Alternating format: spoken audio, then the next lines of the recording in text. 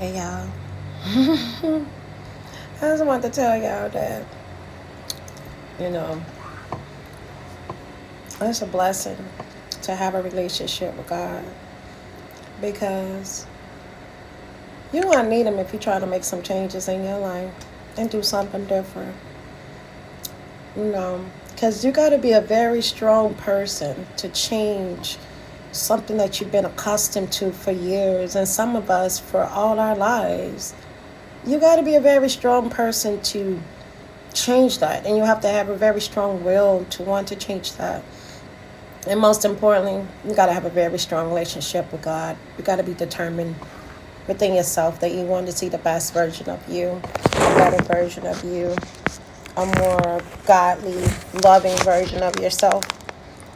Oh, you guys see me moving my phone around. I know I should just get the right prop and setting before I start, right? But hey, that's life.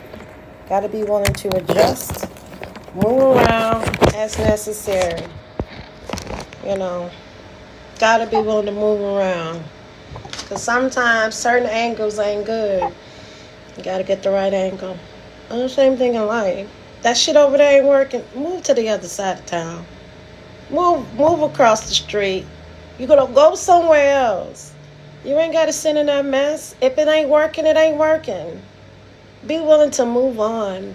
Some people get complacent and they allow fear to stop them from making a change because they're afraid of if it don't work out, or they're afraid of the what ifs. Well, shit, you gotta be tired of what you know.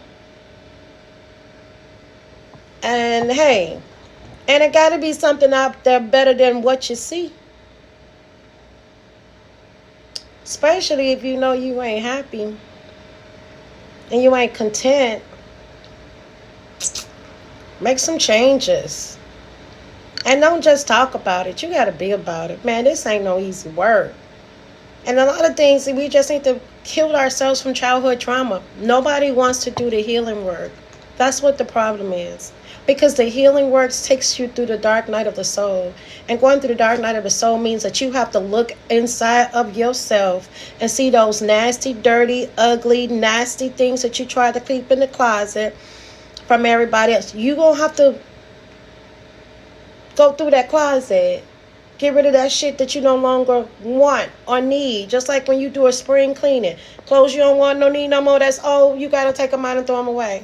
The same thing in your life. That little shit you got piled up in the closet needs to be cleaned out. Start getting rid of some of